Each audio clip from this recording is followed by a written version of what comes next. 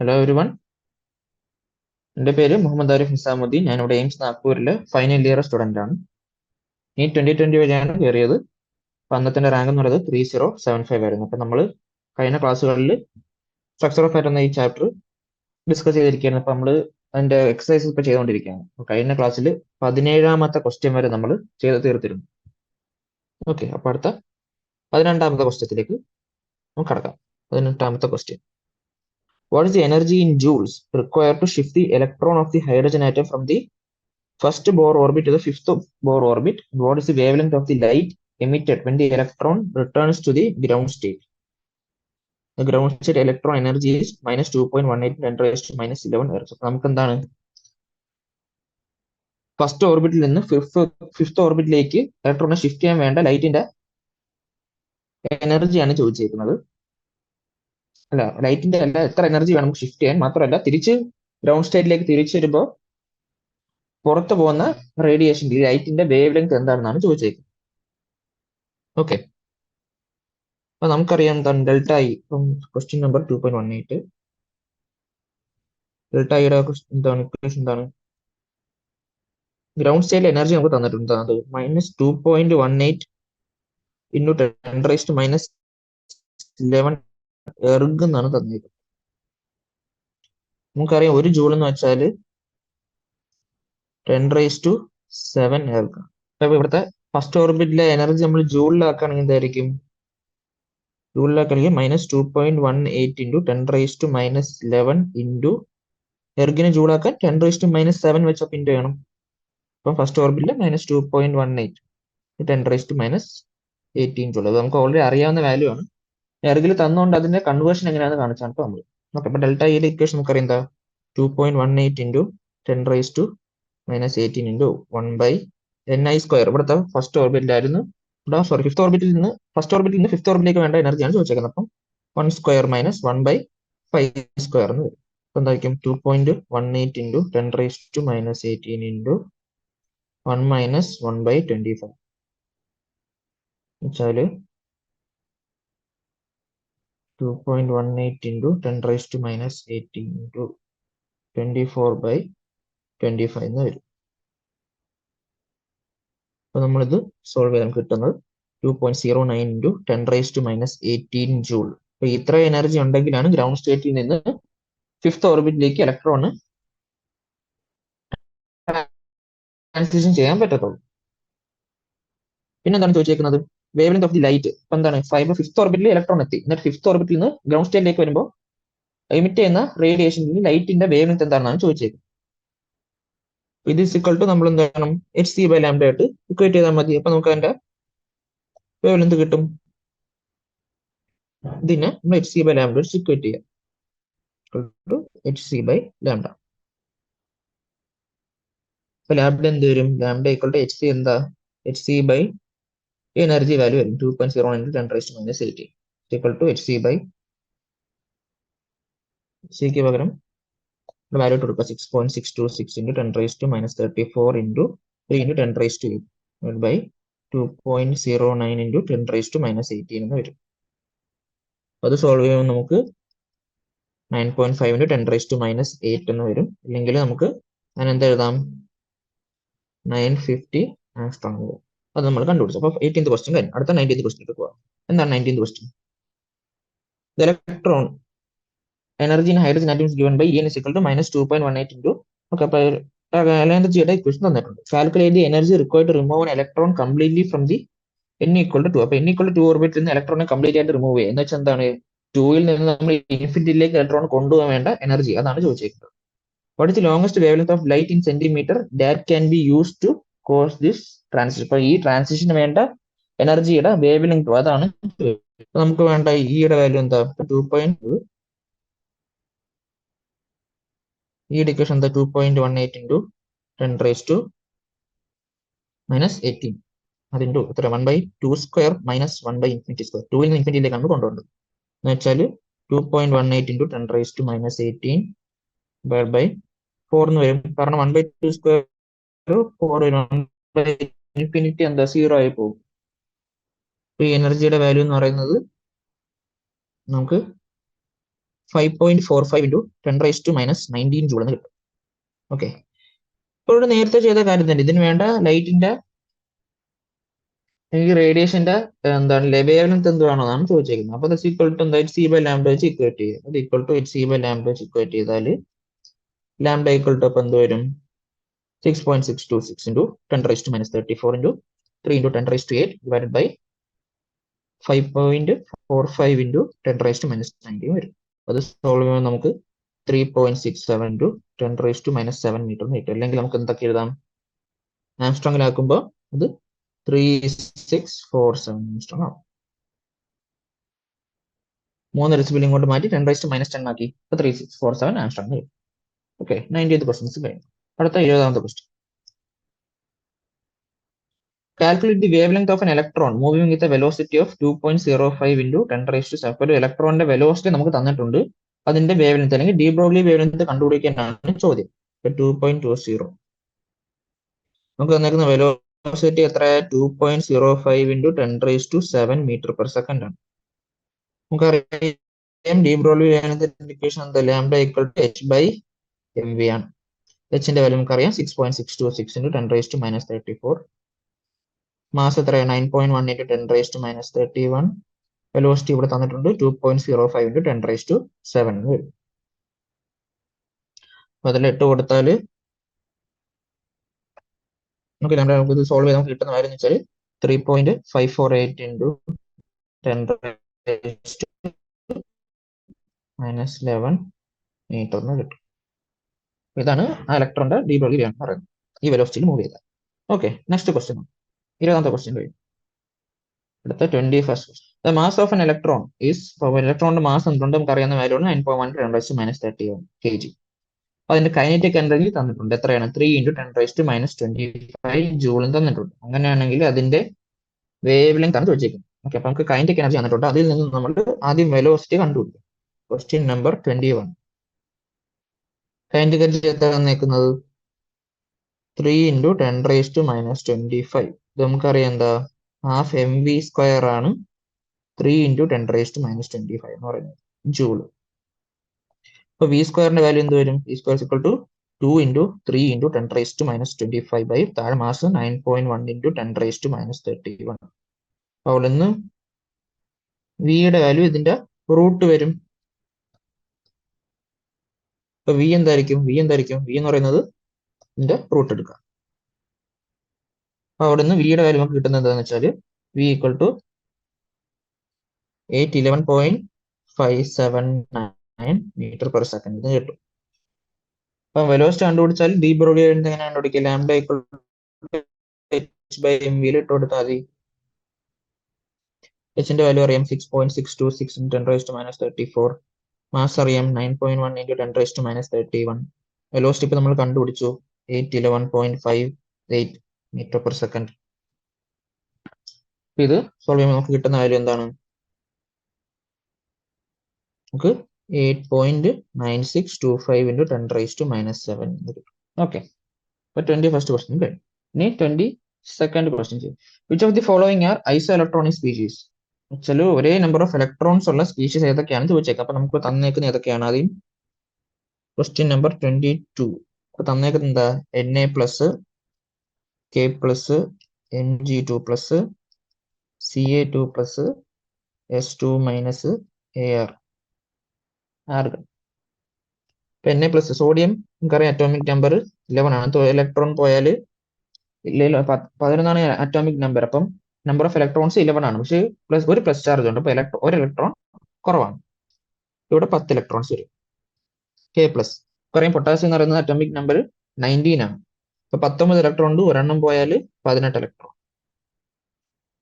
Mg2+ atomic number 12, 2+ charge ഉള്ളതുകൊണ്ട് 2 electron കുറവ്, അപ്പൊ ഇവിടെയും 10 ഇലക്ട്രോൺ. Ca2+, കാൽഷ്യം നമുക്കറിയാം atomic number 20. Atomic number 20 2 electron പോയാൽ 20 2 പോയാൽ വീണ്ടും അവിടെ 18 ഇലക്ട്രോൺ. S2-, സൾഫറിന് അറ്റോമിക് നമ്പർ 16 ആണ് അറ്റോമിക് നമ്പർ, അതുകൊണ്ട് 16 ഇലക്ട്രോൺ തന്നെ കാണും. ആ 16 ഇലക്ട്രോണിന്റെ കൂടെ എന്താണ് 2- ചാർജും കൂടെ ഉണ്ട്. അപ്പൊ 2 ഇലക്ട്രോണും കൂടെ ആഡ് ചെയ്തിട്ടുണ്ട്. 16ഉം 2ഉം കൂടെ കൂട്ടിയാൽ 18 ഇലക്ട്രോൺ അവിടെ. ആർഗൺ നമുക്കറിയാം അറ്റോമിക് നമ്പർ 18. ചാർജ് ഒന്നും ഇല്ല. അപ്പൊ അവിടെയും 18 ഇലക്ട്രോൺ മാത്രമേ. ഐസോഇലക്ട്രോണിക് സ്പീഷീസ് നോക്കിയാൽ ഇവിടെ Na+ഉം Mg2+ഉം 10 ഇലക്ട്രോൺ ഉള്ളൂ. Mg2+ഉം ഐസോഇലക്ട്രോണിക് ആണ്. പിന്നെ ബാക്കിയുള്ള ആൾക്കാർ ആരൊക്കെ? K+, Ca2+, S2-, Ar ഇവരും ഐസോഇലക്ട്രോണിക്. ഓക്കെ. അറ്റോമിക് നമ്പർ വെച്ച് അറ്റോമിക് നമ്പറിന്റെ അത്ര ഈക്വൽ ഇലക്ട്രോൺസ് ഗ്രൗണ്ട് സ്റ്റേറ്റ് ഉള്ള ആറ്റത്തിൽ കാണും. പിന്നെ ചാർജ് അനുസരിച്ച് നമ്മൾ എത്ര ഇലക്ട്രോൺ ഉണ്ടെന്ന് നോക്കാം. അത്രേ ഉള്ളൂ. അടുത്ത 23rd ക്വസ്റ്റ്യൻ ആണ് നമുക്ക് ചെയ്യേണ്ടത്. ഇപ്പൊ 22nd കഴിഞ്ഞു. ഇപ്പൊ 23rd ക്വസ്റ്റ്യൻ അടുത്ത chapter. 23rd question. Write the electronic configuration following ions H-, Na+, O2-, F-. ഒരു ആദ്യം അതിനകത്ത് ഫസ്റ്റ് സബ് ക്വസ്റ്റ്യൻ എന്താണ്? അല്ല അതിന്റെ ഇലക്ട്രോണിക് കോൺഫിഗറേഷൻ ആണ്. ഏതൊക്കെയാണ്? H- ഉണ്ട്, Na+ ഉണ്ട്, O2- ഉണ്ട്, പിന്നെ F- ഉണ്ട്.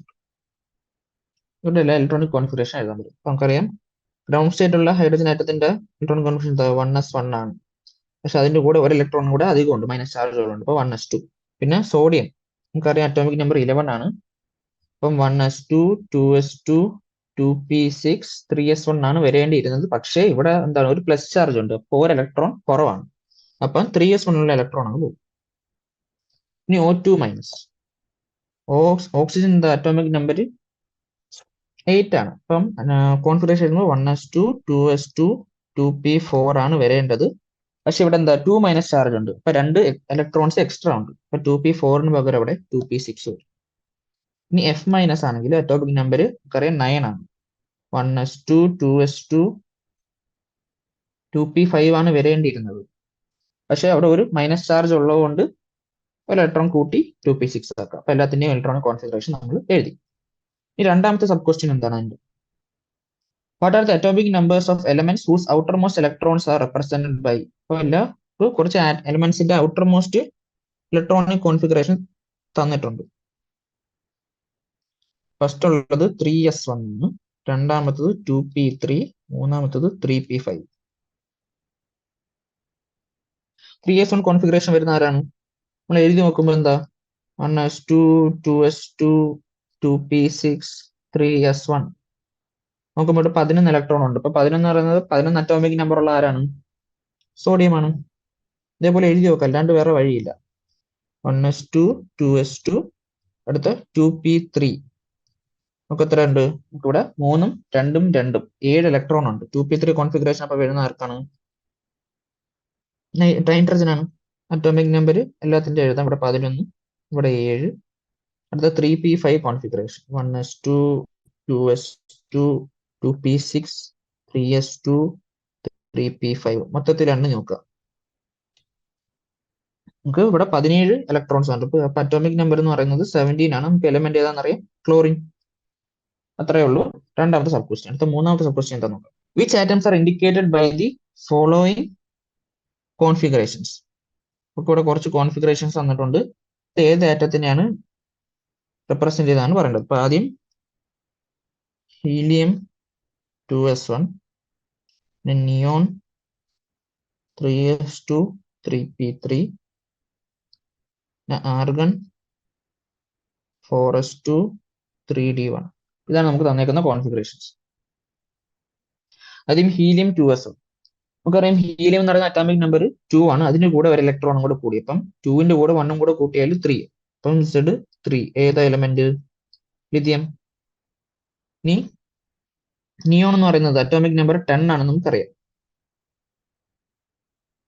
അതിന്റെ കൂടെ 3s2ഉം 3p3 5 ഇലക്ട്രോണും കൂടെ ചേർന്നു. അപ്പൊ അറ്റോമിക് നമ്പർ എന്ന് പറയുന്നത് 15. എലമെന്റ് ഏതാണ്? ഫോസ്ഫറസ്.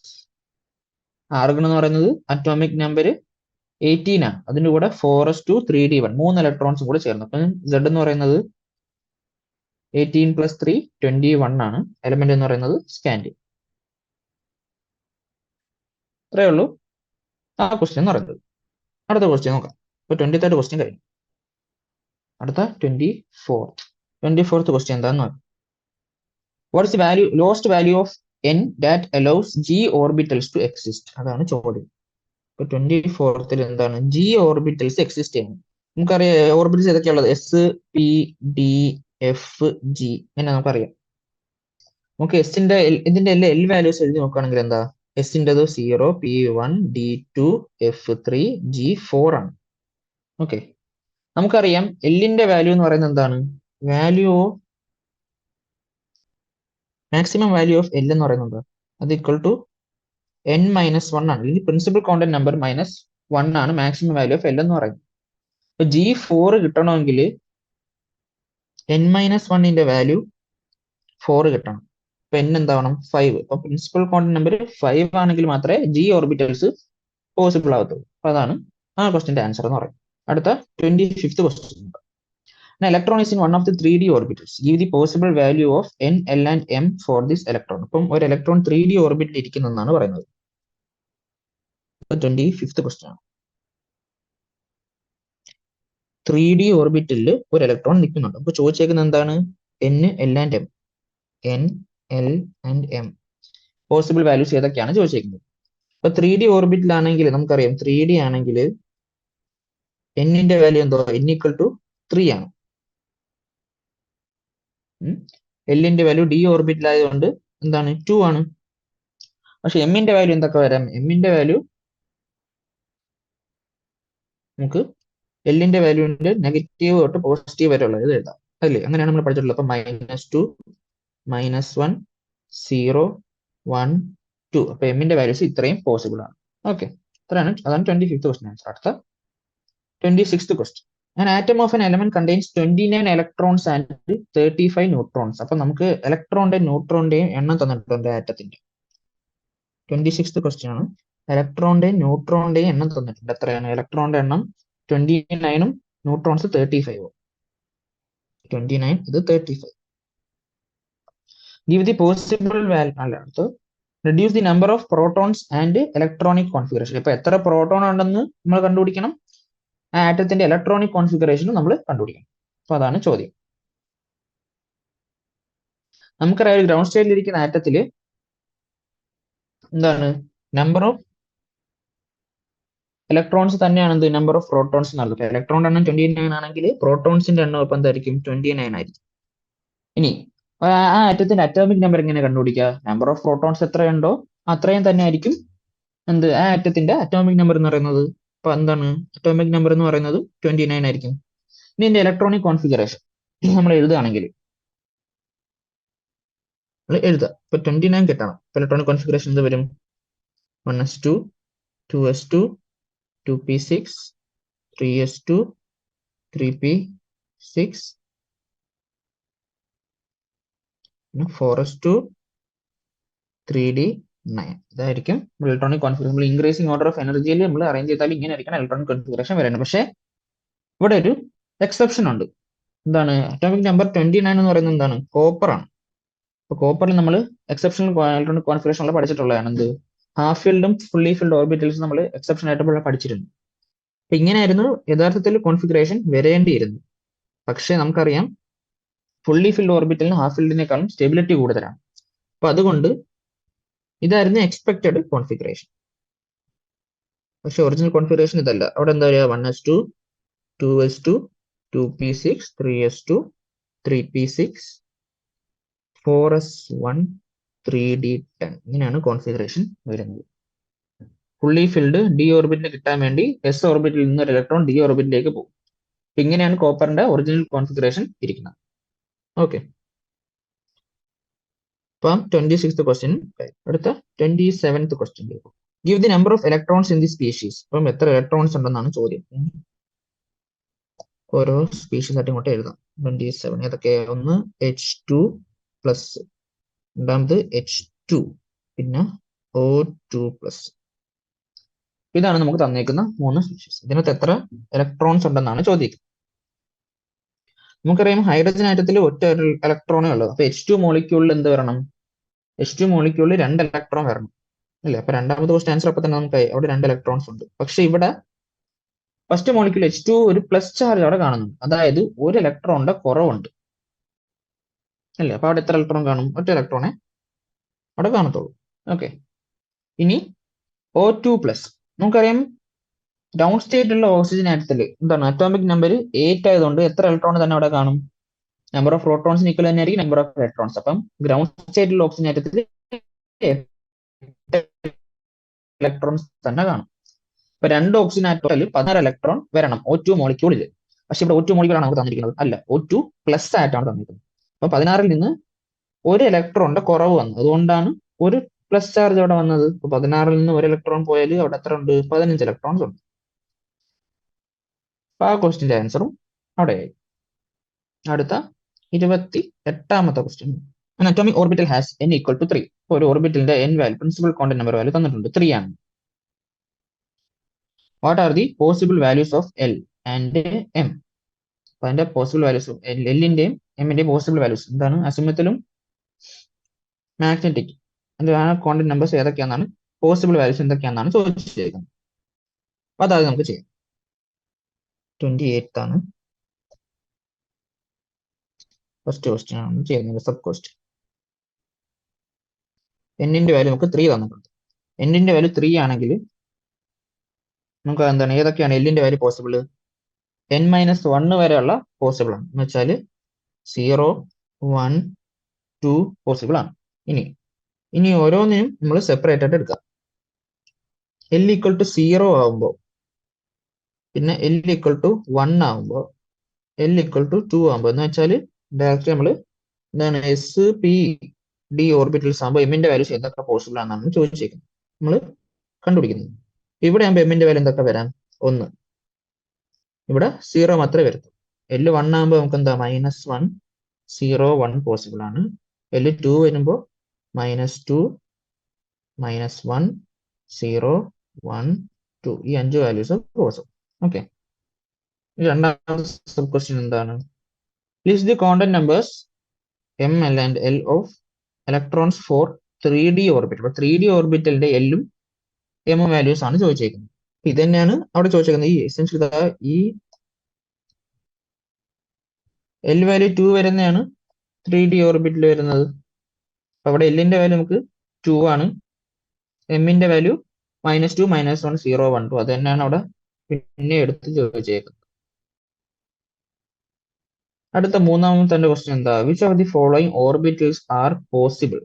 ഏതൊക്കെ ഓർബിറ്റലാണ് പോസിബിൾ എന്നാണ് ചോദിച്ചേക്കുന്നത്. അതിന്റെ തേർഡ് സബ് ക്വസ്റ്റ്യൻ. ഏതൊക്കെ നമുക്ക് orbital തന്നേക്കുന്നത്? 1p, 2s, 2p, 3f.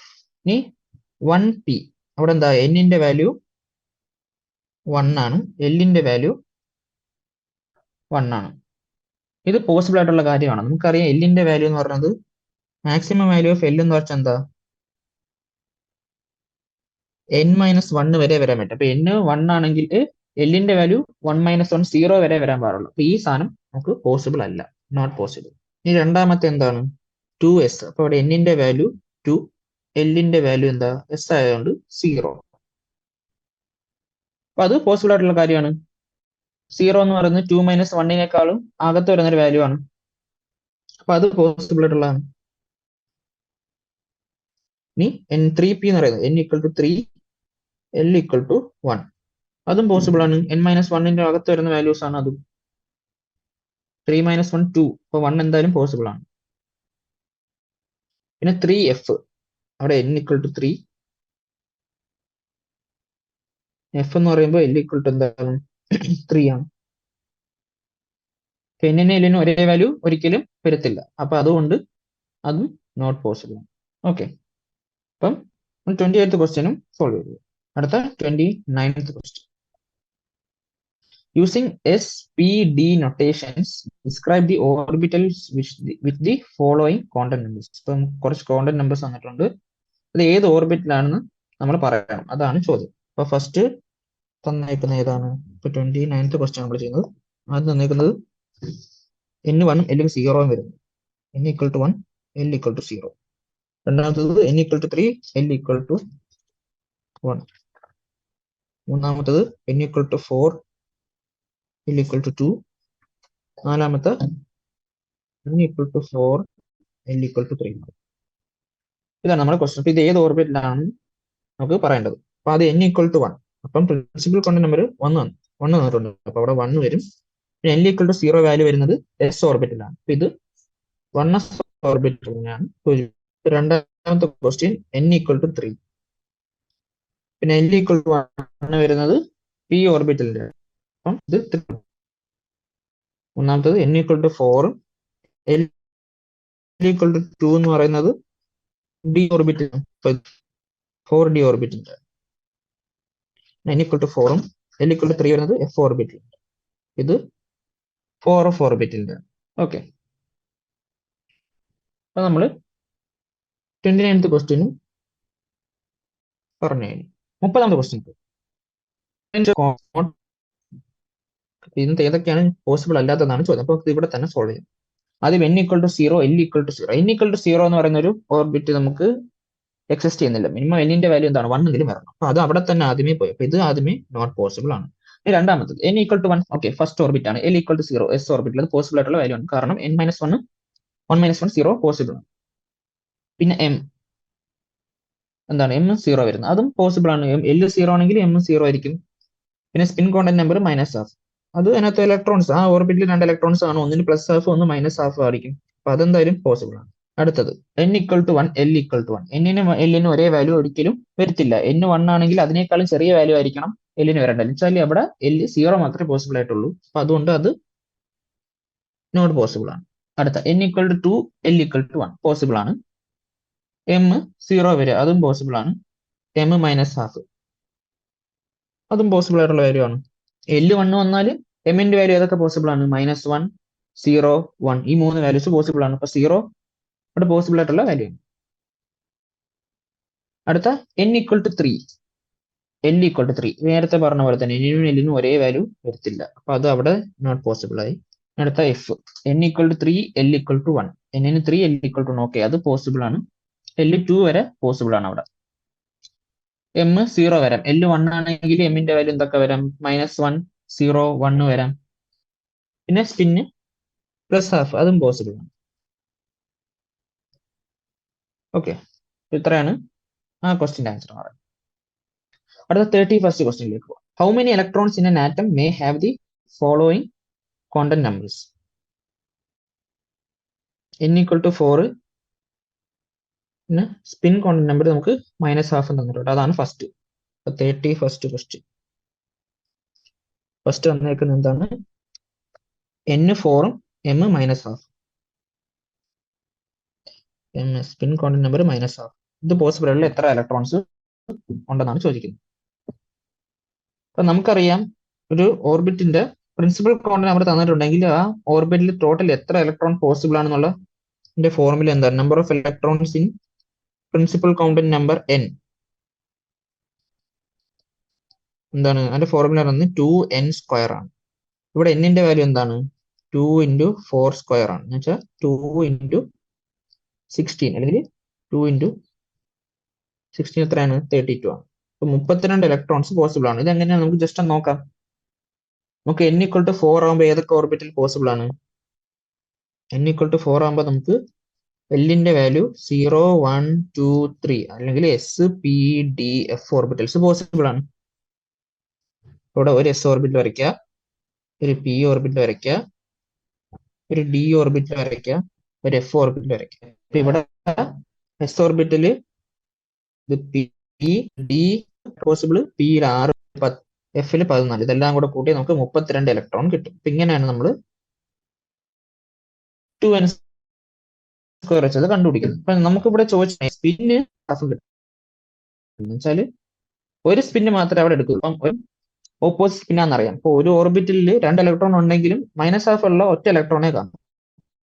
അല്ലെങ്കിൽ മൊത്തത്തിൽ എടുത്താൽ മൊത്തത്തിലുള്ള ഒരു സ്പിൻ കാണത്തുള്ളൂ. ഇങ്ങനെ വരുമ്പോൾ ഇവിടെ 32ന്റെ പകുതി 16 ഇലക്ട്രോൺസിനെ ഈ ക്വാണ്ടം നമ്പർ സാറ്റിസ്ഫൈ ചെയ്യാൻ പറ്റത്തുള്ളൂ. ഓക്കെ, രണ്ടാമത്തെ ക്വസ്റ്റ്യൻ എന്താണ്? അതിന്റെ 31st second question. n equal to 3 L equal to 0. n equal to 3 L equal to 0 എന്ന് വെച്ചാൽ ഏത് ഓർബിറ്റ് ആണ് കാണിക്കുന്നത്? n ഈക്വൽ ടു 3 എൽ 0 എന്ന് പറയുന്നത് s ഓർബിറ്റിലാണ്. നമുക്കറിയാം s ഓർബിറ്റിൽ ഒറ്റ ഓർബിറ്റിലേ ഉള്ളൂ. അതിനകത്ത് 2 ഇലക്ട്രോൺസ് പോസിബിൾ ഉള്ളൂ. ഇവിടെ 2 ഇലക്ട്രോണെ കാണും. ഓക്കെ, അപ്പൊ നമ്മൾ 31st ക്വസ്റ്റ്യൻ കഴിഞ്ഞു. അടുത്ത 32nd ക്വസ്റ്റ്യൻ ആണ്.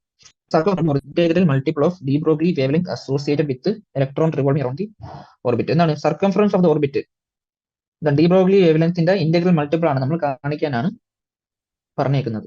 നമുക്ക് നമ്മൾ സോൾവ് നമ്മൾ എന്താണ് ഇലക്ട്രോണിന്റെ ആംഗുലർ മൊമെന്റിന്റെ ഇക്വേഷൻ നമ്മൾ എടുക്കുന്നു. എന്താണ് MVR അത് ഈക്വൽ ടു NH/2π ആണെന്ന് നമുക്കറിയാം. ഓക്കെ, നമുക്ക് ഡി ബ്രോഗ്ലി വേവ്ലെങ്ത്തിന്റെ ഇക്വേഷൻ അറിയാം. എന്താ ലാംഡ ഈക്വൽ ടു H/mv ആണ്. അപ്പൊ ഈ ലാംഡ നമ്മൾ ഈ ഇക്വേഷനിൽ കൊണ്ടുവരുത്താം. അതെന്തായാലും ആദ്യം ചെയ്യാം. അപ്പൊ R equal to N/2π into H/mv എന്ന് കാണിക്കാമല്ലോ. നമ്മൾ MV പുറത്തോട്ട് ക്രോസ് ചെയ്തു. ഓക്കെ, അപ്പൊ H/mv നമുക്ക് ലാംഡ ആണെന്ന് എഴുതാം. ഓക്കെ, നമുക്ക് വേണ്ട എന്താണ്, നമുക്ക് റേഡിയസിന്റെ അല്ല സർക്കംഫറൻസ് ആണ് ചോദിച്ചേക്കുന്നത്. സർക്കംഫറൻസിന്റെ ഇക്വേഷൻ എന്താ? സർക്കംഫറൻസ് എന്ന് വെച്ചാൽ 2πr ആണ്. സർക്കിളിന് സർക്കംഫറൻസ് ഇക്വേഷൻ 2πr ആണ്. അപ്പൊ ഈ 2π അപ്പുറത്ത് കൊണ്ടുപോകും. അപ്പൊ 2πr is equal to n lambda എന്ന് നമുക്ക് കിട്ടി. എന്ന് വെച്ചാൽ എന്താ, circumference of orbit is an integral multiple of lambda. De Broglie wavelength എന്ന് നമ്മൾ കാണിച്ചു. അതായത് നമ്മുടെ ക്വസ്റ്റ്യൻ എന്ന് പറയുന്നത്. അടുത്ത 33ാമത്തെ ക്വസ്റ്റ്യനിലോട്ട് പോകാം. What transition the hydrogen spectrum would have the same wavelength as the Balmer technique 2 of hydrogen. അപ്പൊ ഏത് ട്രാൻസിഷൻ നടക്കുമ്പോഴാണ് എന്താണ് നമ്മൾ ഹൈഡ്രജനിലുള്ള ഏത് ട്രാൻസിഷൻ നടക്കുമ്പോഴാണ് എന്താണ് ഒരേ വേഗത്തിലുള്ള റേഡിയേഷൻ കിട്ടുന്നത്? ഏതുപോലെ ഹീലിയത്തിലുള്ള 4 to 2 ഹീലിയം ആറ്റത്തിൽ He+ ആറ്റത്തിൽ 4 to 2 നടക്കുന്നു. ഓക്കെ, അപ്പോൾ റേഡിയേഷൻ വരുന്നു. ഈ റേഡിയേഷൻ വേവ് ഇക്വേഷൻ അതിനകത്ത് ഏത് ട്രാൻസിഷൻ നടക്കുമ്പോഴാണ് എന്നാണ് ചോദിച്ചേക്കുന്നത്. ഓക്കെ, ഒരേ വേവ് ലെങ്ത് ആയിരിക്കും വരേണ്ടത്. നമുക്കറിയാം എനർജി ഈക്വൽ ടു ലാംഡയായിട്ട് ഇക്വേറ്റ് ചെയ്താൽ നമുക്ക് വേണ്ട റേഡിയേഷൻ കിട്ടി. ഇപ്പം എനർജിയുടെ ഡെൽറ്റ ഇയുടെ ഇക്വേഷൻ എന്താ? R into Z square minus 1/n square ആണ്. Z സ്ക്വയർ എന്ന് വെച്ചാൽ നമ്മൾ ഇനി വാല്യൂസ് ഇട്ട് കൊടുക്കുക. 33.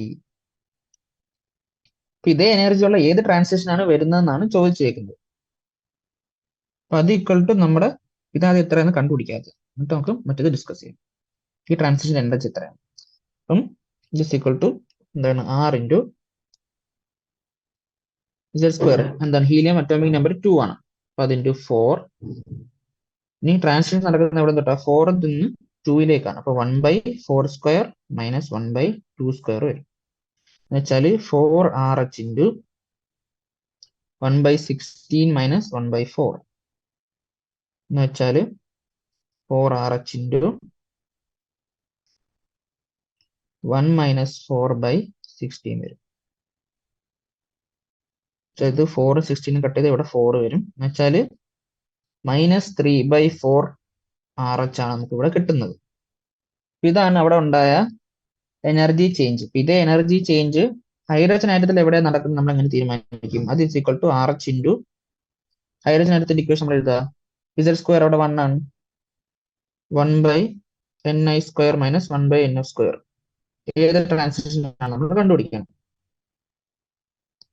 1/ni square minus 1/nf square equal to minus 3/4 കിട്ടണം. ഓക്കെ, അപ്പൊ ഇതിന് പോസിബിൾ ആയിട്ടുള്ള വാല്യൂ ഏതാണെന്ന് നമ്മൾ കണ്ടുപിടിക്കാം. ഓക്കെ, അപ്പൊ നമ്മൾ ni 1ഉം nf 2 ഇട്ട് കൊടുക്കുക. അത് ഇട്ട് കൊടുത്താൽ എന്ത് വരും? 1/ni square. ഇപ്പൊ 1 മൈനസ് 1/2 സ്ക്വയർ എന്ന് പറയുന്നത് 4 വരും. അത് എത്രയാ? 3/4 ആണ്. അപ്പൊ ഈ സെക്കൻഡിൽ നിന്ന് ഫസ്റ്റിലേക്കുള്ള ട്രാൻസിഷൻ വരുമ്പോഴേ ഇതേ വേവ് ലെങ്ത് ഉള്ളത് നമുക്ക് കിട്ടത്തുള്ളൂ എന്നാണ് അതിനർത്ഥം വരുന്നത്. ഓക്കെ,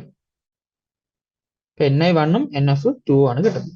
അടുത്ത 34th question. Calculate energy required for the process ഇതാണ്. ഓക്കെ, അപ്പൊ ഹീലിയം He+, അപ്പം ഹൈഡ്രജൻ ലൈക്ക് സ്പീഷീസ് ആണ്. അതിൽ നിന്ന് ഒരു ഇലക്ട്രോണെ നമ്മൾ അയനൈസ് ചെയ്യിക്കണം. അപ്പൊ അയനൈസേഷൻ എന്താൽപ്പിയാണ് ചോദിച്ചത്. എന്ന് വെച്ചാൽ എന്താണ്, ഗ്രൗണ്ട് സ്റ്റേറ്റിൽ നിന്ന് ഇലക്ട്രോണിനെ ഇൻഫിനിറ്റിയിലേക്ക് കൊണ്ടുപോകണം. അതിന് വേണ്ട എനർജി ചേഞ്ച് ആണ് ചോദിച്ചേക്കുന്നത്. എന്നിട്ട് എന്താണ് ഹൈഡ്രജൻ ആറ്റത്തിന്റെ ഗ്രൗണ്ട് സ്റ്റേറ്റ് ഉള്ള അയനൈസേഷൻ എനർജിയും തന്നിട്ടുണ്ട്. നമുക്കറിയാം ഡെൽറ്റ ഇ എന്ന് പറഞ്ഞാൽ എന്താ RH into Z square by E ആണ്, ഡെൽറ്റ ഇ അല്ല. ഇതാണ് value minus RH into Z square by N square ആണ്. അപ്പൊ നമുക്ക് വേണ്ട എനർജി എന്താണ്? E equal to minus RH by N square into Z square ഇവിടെ എന്താ ഹീലിയം 2 ആണ്, ഇവിടെ 2 സ്ക്വയർ വരും. Minus RH by N square into 4 വരും. നമുക്ക് ഹൈഡ്രജന്റെ ഗ്രൗണ്ട് സ്റ്റേറ്റിൽ നിന്ന് അയനൈസേഷനിലേക്ക് വേണ്ടുള്ള എനർജി തന്നിട്ടുണ്ട്. അപ്പൊ അതിന്റെ ഇക്വേഷൻ എന്താ? അവിടെ ഡെൽറ്റ എന്ന് വെച്ചാൽ RH into 1 by 1 square minus 1 by infinity square, അത് ഈക്വൽ ടു എത്രയും തന്നിട്ടുണ്ട്? RH എന്ന് വരും. അത് ഈക്വൽ ടു 2.18 ഇൻറ്റു 10⁻⁸ തന്നിട്ടുണ്ട്.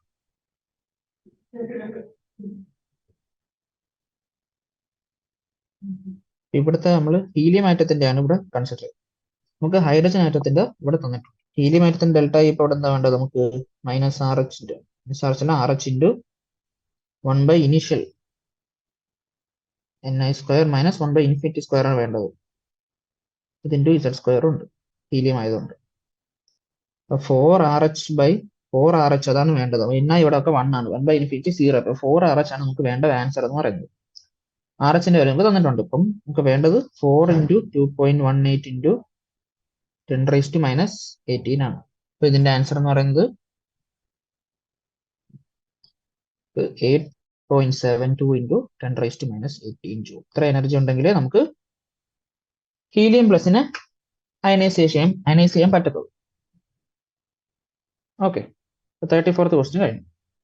അടുത്ത 35th ക്വസ്റ്റ്യൻ കഴിഞ്ഞു. If the diameter of a carbon atom is 0.15 nanometre, നമുക്ക് കാർബൺ ആറ്റത്തിന്റെ ഡയമീറ്റർ തന്നിട്ടുണ്ട്. എത്രയാണ്? 0.15 നാനോമീറ്റർ തന്നിട്ടുണ്ട്. Calculate the number of carbon atoms which can be placed side by side in a straight line across length of a scale of length 20 centimeter long. ഇപ്പൊ 20 centimetre length ഉള്ള ഒരു scale നമുക്ക് തന്നിട്ടുണ്ട്. എന്നിട്ട് എത്ര കാർബൺ ആറ്റം നമ്മൾ നേരെ അടുക്കി വെച്ചാലാണ് ഈ 20 സെന്റിമീറ്റർ എന്ന ലെങ്ത് എത്തുക എന്നാണ് ചോദിച്ചേക്കുന്നത്. അപ്പൊ ലെങ്ത് ഓഫ് എ സ്കെയിൽ നമുക്ക് തന്നിട്ടുണ്ട് 20 സെന്റിമീറ്റർ എന്ന് വെച്ചാൽ എത്ര മീറ്റർ ആണ്? 20 ഇൻറ്റു 10⁻⁻2 മീറ്റർ ആണ്. ഇപ്പൊ എത്ര number of carbon atoms required എന്തായിരിക്കും? ഈ 20 സെന്റിമീറ്ററിനെ നമ്മൾ ഒരു കാർബൺ ആറ്റത്തിന്റെ ഡയമീറ്റർ വെച്ച് ഡിവൈഡ് ചെയ്യാൻ 10⁻⁹ എന്ന് വരും. ഇത് സോൾവ് ചെയ്താൽ നമുക്ക് കിട്ടും എന്താ? 1.33 ഇൻറ്റു 10⁻⁹ എന്ന് കിട്ടും. അപ്പൊ ഇത്രയും കാർബൺ ആറ്റംസ് നമ്മൾ നേരെ വെച്ചാലേ 20 സെന്റിമീറ്റർ ലെങ്ത് ആവത്തുള്ളൂ എന്നാണ് അതിന്റെ അർത്ഥം. ഓക്കെ, ഇപ്പൊ 35th ക്വസ്റ്റ്യൻ കഴിഞ്ഞു. 36th question. 2 into 10⁸ atoms of carbon are arranged side by side. അപ്പൊ നമുക്ക് 2 into 10⁸ കാർബൺ ആറ്റംസ് നമ്മൾ നേരെ അടുക്കി വെച്ചിരിക്കുകയാണ്. Calculate the radius of carbon atom if the length of this arrangement is 2.4 centimeter. അപ്പൊ നമ്മൾ ഇത്ര ആറ്റംസ് നമ്മൾ അടുക്കി വെച്ചപ്പോൾ നമുക്ക് കിട്ടിയ ലെങ്ത് എന്താണ്? 2.4 സെന്റിമീറ്റർ ആണ്. ലെങ്ത് എത്ര കിട്ടി? ടോട്ടല് 2.4 സെന്റിമീറ്റർ ആണ്. എത്ര കാർബൺ ആറ്റം നമ്മൾ അടുക്കി വെച്ചു? 2 into 10⁸ ആറ്റംസ് നമ്മൾ അടുക്കി വെച്ചു. ഈ ലെങ്ത്തിനെ നമ്മൾ മീറ്റർ ആക്കുക. എന്റെ മീറ്ററിൽ സോൾവ് ചെയ്താൽ ആൻസർ തെറ്റത്തില്ല. അപ്പം 2.4 ഇൻറ്റു 10⁻⁻2 മീറ്റർ ആയി. ഡയമീറ്റർ ഓഫ് കാർബൺ ആറ്റത്തിന് നമ്മൾ 2R എന്ന് എടുക്കുന്നു. എങ്കിൽ 2 ടൈംസ് റേഡിയസ് നടക്കും. കാരണം നമ്മൾ ക്വസ്റ്റ്യനിൽ റേഡിയസ് കണ്ടുപിടിക്കാനാണ് ചോദിച്ചിരിക്കുന്നത്. Okay,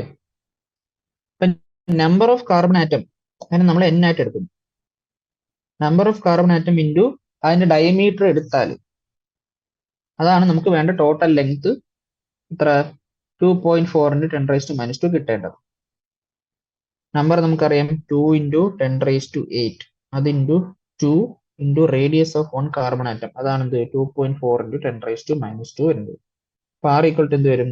R equal to 2.4 into 10⁻⁻2 divided by 4 into 10⁻8 എന്ന് വരും. ഇത് നമുക്ക് സോൾവ് ചെയ്താൽ നമുക്ക് എന്താ കിട്ടുക? 6 ഇൻറ്റു 10⁻⁻11 എന്ന് വരും. അല്ലെങ്കിൽ നമുക്ക് എങ്ങനെ എഴുതാം ഇതിന് 0.6 ആംസ്ട്രോങ് എന്ന് എഴുതാം. ഓക്കെ, അപ്പൊ 36th ക്വസ്റ്റ്യൻ അവിടെ കഴിഞ്ഞു. അടുത്ത 37th question. The diameter of zinc atom is 2.6 angstrom. അപ്പൊ നമുക്ക് ഒരു സിങ്ക് ആറ്റത്തിന്റെ ഡയമീറ്റർ ആണ്. Calculate the radius of zinc atom in picometre. അപ്പൊ അതാദ്യം ചെയ്യാം. 37th ക്വസ്റ്റ്യൻ ആണ് നമ്മൾ ചെയ്യുന്നത്. അതിന്റെ ഡയമീറ്റർ നമുക്ക് തന്നിട്ടുണ്ട്. എന്താണ് ഡയമീറ്റർ? 2.6 ആംസ്ട്രോങ് ആണ് തന്നിട്ടുണ്ട്. അപ്പൊ റേഡിയസ് എന്തായിരിക്കും? റേഡിയസ് 2.6/2 ആംസ്ട്രോങ് ആയിരിക്കും. എന്ന് വെച്ചാൽ 1.3 ആംസ്ട്രോങ് ആണ്. പക്ഷെ നമ്മുടെ ക്വസ്റ്റ്യൻ അതല്ല. ക്വസ്റ്റ്യൻ എന്താണ്? നമുക്ക് ഈ റേഡിയസ് നമുക്ക് പൈക്കോമീറ്ററിൽ വേണമെന്നാണ് ക്വസ്റ്റ്യൻ തന്നത്. ഇതിനെ പൈക്കോമീറ്റർ ആക്കണമെങ്കിൽ എന്താ?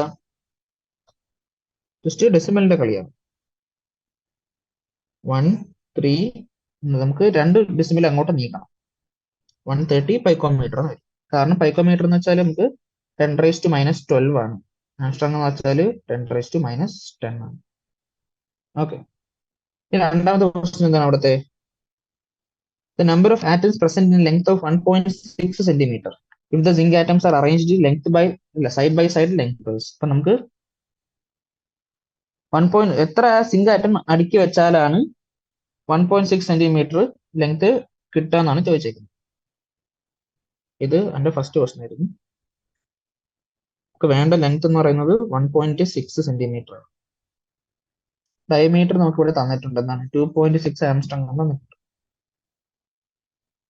എല്ലാം നമുക്ക് മീറ്ററിലോട്ട് മാറ്റിയാൽ ഇത് 1.6 × 10⁻² മീറ്റർ ആവും.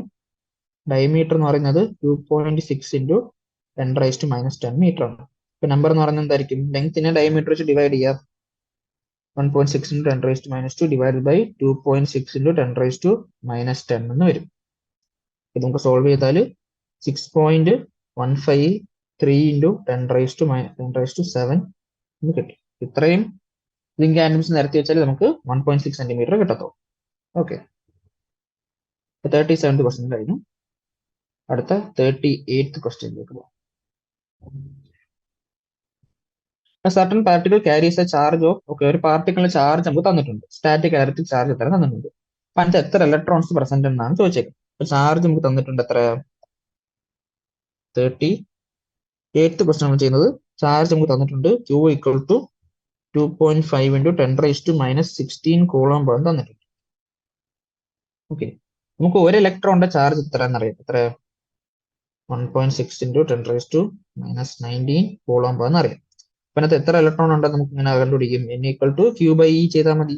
2.5 × 10⁻⁻16 ഡിവൈഡഡ് ബൈ 1.6 × 10⁻⁻19 ചെയ്താൽ നമുക്ക് കിട്ടുക 1560 എന്ന് കിട്ടും. ഇത്രയും ഇലക്ട്രോൺസ് ആണ് അതിനകത്തുള്ളത്. അപ്പൊ 38th ക്വസ്റ്റ്യൻസ് നമ്മൾ ചെയ്ത് കഴിഞ്ഞു. 39th question. ഇതാണ് 39th ക്വസ്റ്റ്യൻ.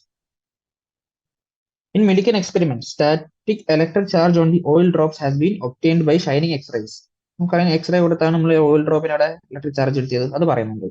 എന്നിട്ട് ഒരു ഓയിൽ ഡ്രോപ്പിൽ ചാർജ് അവർ തരുന്നുണ്ട്. എത്ര? -2.8282 × 10⁻18 കൂളോം. തന്നേക്കുന്ന ചാർജ് എത്ര? -1.282 × 10⁻18 കൂളോം തന്നിട്ടുണ്ട്. പിന്നെ എത്ര ഇലക്ട്രോൺ ഉണ്ടെന്നാണ് ചോദ്യം. അപ്പൊ നമ്മൾ ചെയ്ത പോലെ തന്നെ ഒരു ഇലക്ട്രോണിന്റെ ചാർജ് നമുക്ക് അറിയാം. എന്താ? -1.6022 × 10⁻−19. 6022 എടുക്കേണ്ട ആവശ്യമില്ല. സത്യത്തിൽ 1.6 വെച്ച് ചെയ്യാം. എക്സാക്ട് വാല്യൂ എടുത്തേ ഉള്ളൂ. എത്ര ഇലക്ട്രോൺ നമ്മൾ എങ്ങനെ കണ്ടുപിടിക്കുക? Q/E ചെയ്യാം. 1.282 × 10⁻−18 divided by 1.6022 × 10⁻−19. ഇത് സോൾവ് ചെയ്താൽ നമുക്ക്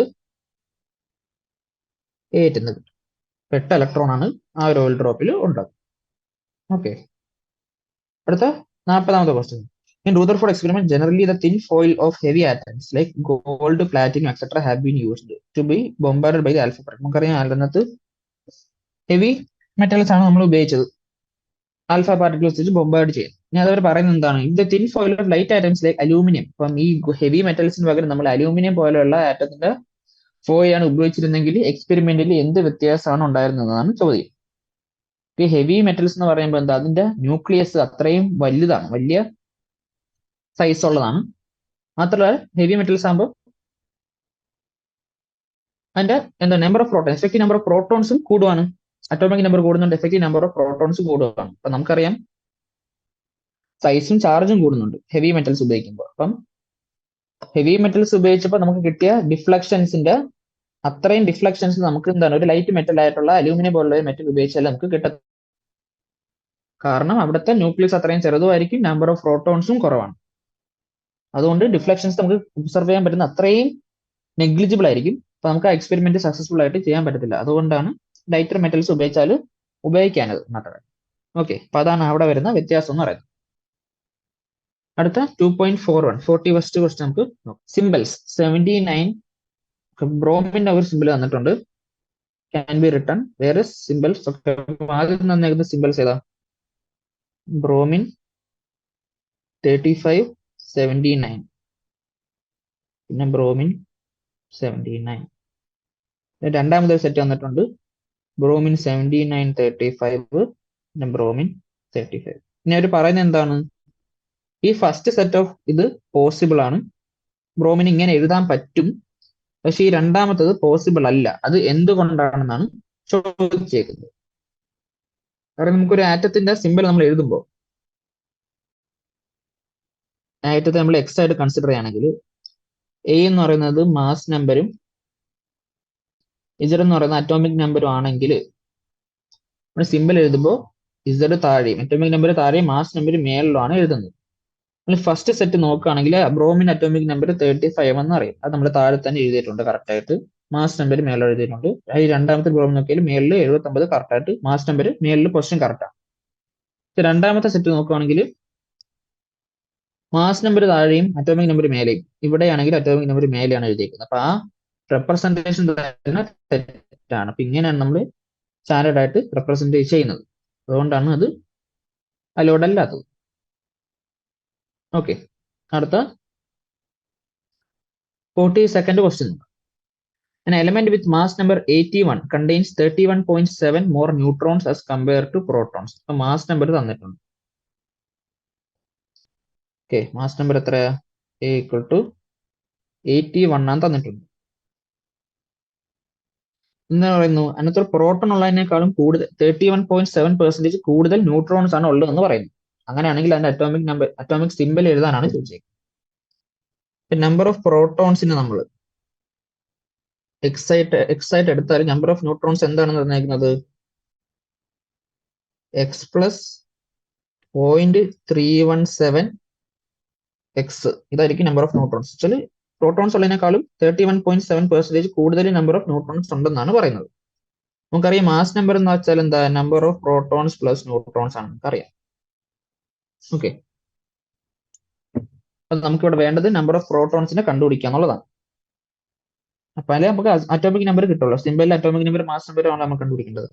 നമുക്ക് എ എന്ന് പറയുന്നത് 81 ആണെന്നറിയാം, പ്രോട്ടോൺ എന്ന് പറയുന്നത് എക്സ് ആണെന്നറിയാം. നമ്പർ ഓഫ് ന്യൂട്രോൺസ് നമുക്കിവിടെ 1 + 0.317 ഇൻറ്റു എക്സ് എന്ന് എഴുതാം, അല്ലെങ്കിൽ 1.317 എക്സ് നമുക്ക് എഴുതാം. എക്സ് പ്ലസ് 1.317 എക്സ് എന്ന് വരും. അല്ലെങ്കിൽ 81 ഈക്വൽ ടു 2.317 എക്സ് എന്ന് വരും. എക്സിന്റെ വാല്യൂ എന്ത് വരും? എക്സ് ഈക്വൽ ടു 81/2.317 വരും. 81/317 നമ്മൾ സോൾവ് ചെയ്താൽ നമുക്ക് ഏകദേശം 35 കിട്ടും. അപ്പൊ നമ്പർ ഓഫ് പ്രോട്ടോൺസ് അവിടെ നമുക്ക് 35 കിട്ടി. നമ്മൾ അറ്റോമിക് നമ്പർ എലമെന്റിന്റെ അറ്റോമിക് നമ്പർ എക്സ് ആയിട്ട് എടുത്താൽ, സിമ്പിൾ എക്സ് ആയിട്ട് എടുത്താൽ, അല്ല അറ്റോമിക് നമ്പർ 35 എന്ന് പറയുന്നത് ഏത് എലമെന്റ് ആണ്? നമ്മുടെ ബ്രോമിനാണ്. നമ്മൾ കുറച്ച് മുമ്പ് നമ്മൾ കണ്ടതാണ്. ബ്രോമിന്റെ സിമ്പിൾ നമ്മൾ എഴുതുകയാണെങ്കിൽ ബ്രോമിൻ